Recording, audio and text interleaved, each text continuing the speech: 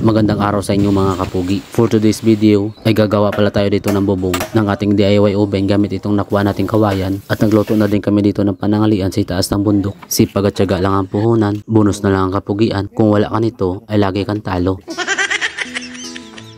Dahil gumawa tayo dito ng basket at sombrero nakaraan, kaya ngayon ko lang ito nalinisan mga kapugi. Maga kami dito umakyat ng aking biyanan dito sa taas ng bundok dahil sa may kanya-kanya kami ditong aasikasuhin. Dahil siya ay mag-uumpisa naman dito magbungkal ng lupa para kami ulit ay makatanim. Ako naman ay kukuha dito ng kawayan para gumawa ng bubong ng ating DIY oven. Pero bago ako pupunta doon ay naglinis muna ako dito sa ating kubo. Pagkatapos ay kinuha ko na dito ang aking itak dahil kukuha na tayo dito ng kawayan mga kapugi. Medyo makulimlim ngayon dito ang ating kalangitan na parang nagbabadya na naman ditong umulan. Dito lang ako sa malapit kumuha ng kawayan at yung una kong kinuha dito ay medyo malaki itong katawan dahil gagawin natin itong daanan ng usok mga kapugi. Papalitan natin yung tambutso sa ginawa nating lutuan at yung sunod ko ditong kinuha na kawayan ay para ito sa gagawin nating bubungan. Imbis na anahaw sana ang gagawin nating bubong mga kapugi, naisipan ko dito na kawayan na lang at pagkatapos ko dito maghakot ng kawayan ay nanguha naman ako dito ng kahoy na gagamitin natin panghaligi sa gagawin nating bubong ng ating DIY oven.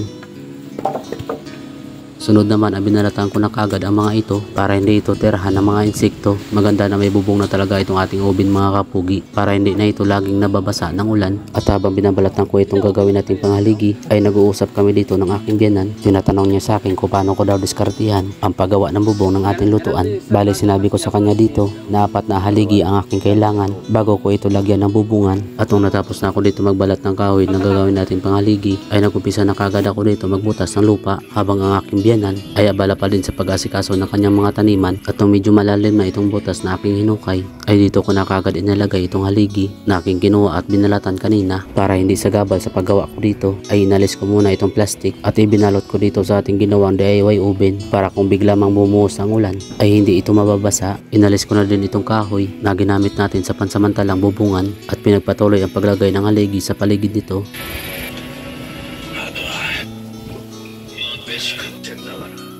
Pagkatapos ay napako na rin ako ng kahoy sa itaas nito. Yung ibang mga kahoy na aking ginamit mga kapugi ay sobra pa ito sa paggawa natin ng banggirahan.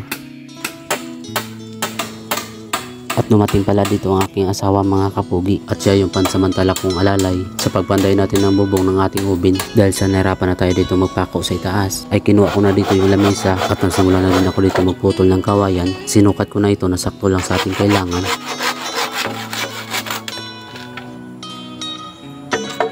Pagkatapos ay nilinisan ko ang palibot nito habang ang aking asawa ay nagsimula na magatong dito sa ginawa natin lutuan. Bali nagsaing muna siya dito mga kapugi habang tayo dito ay abala sa pagbiyak ng kawayan.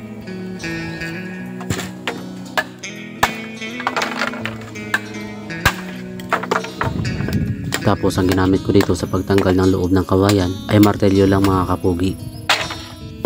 Nagiwa na din ng aking asawa ng mga rekado dahil pusit ang kanyang lulutuin dito. Pagkatapos inalisan ay dinala ko naman kagad ito doon sa malapit sa ating pinapandayan para hindi na tayo mahirapan kunin ito kapag nagsisimula na tayong magpako. At kung naluto na pala ang kanyang sinaing dito ay nagsimula na siya dito magisa ng mga rekado, bawang, sibuyas, luya at kamatis ang kanyang isinalang dito. Tuwang-tuwa pala ang aking asawa dito habang nagluluto mga kapugi dahil gustong gusto niya yung ginawa kong lutuan dito. Dahil sa hindi na siya naiinitan at nauusukan habang nagluluto ay sobrang tipid pa ito sa kahoy na panggatong. Kaya kapag umakyat dito ang aking asawa sa bundok ay ganado ito magluto. Natuwa din siya dito sa ginawa nating banggirahan nakaraan dahil hindi na din siya nahirapan maghugas ng plato at kaldero. Pagkatapos siyang ginisa itong pusit na kanyang isinalang ay nilagay niya kagad ito ng tubig galing sa takuri dahil mainit na ito kaya mabilis itong kumulo. Tapos ako naman ay nagsimula na din dito magpako ng kawayan. Ang diskarte ko dito sa paggawa ng bubong mga kapugi ay una ay papatihaya muna natin ng kawayan tapos ay lalagyan na ito na nakataob tsaka ito papakauan na magkabilaan.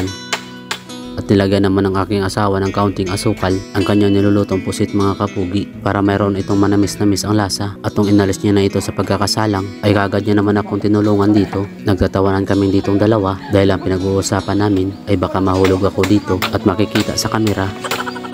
At kausap ko rin dito ang aking biyanan habang nagpapahinga. At dito ay malapit na din ako matapos mga kapugi dahil sa naubusan ako dito ng kawayan.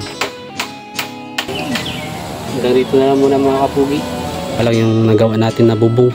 Tatakpan lang muna natin ng plastic para kapag umulan hindi ito mababasa. Mali ang ginawa ko dito, patihaya at saka pataob para hindi magkakaroon ng tulo itong mga kapugi. Kaso ito pa lang yung natapos natin. dahil magastos pala ito sa kawayan mga kapugi. At nagtimpla na dito ang aking asawa ng kape para ito sa aking biyanan dahil kami na dito ay mananangalian na. Adobong pusit ang ulam namin dito sa taas ng bundok mga kapugi dahil sa nagutom na rin tayo sa kakatrabaho kaya paniguradong mapapalaban tayo nito. At kung nagustuhan nyo ang aking vlog mga kapugi, please follow, like and share naman itong aking page at pa-comment naman kung saan nakaabot itong aking video. So paano mga kapugi, kain po tayo.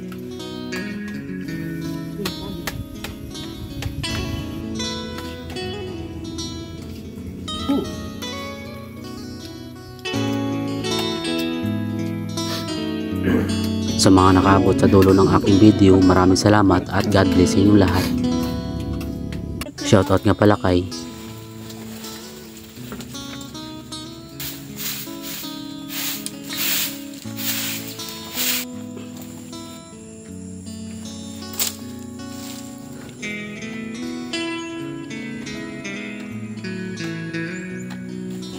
at yun lamang po mga kapugi, maraming salamat.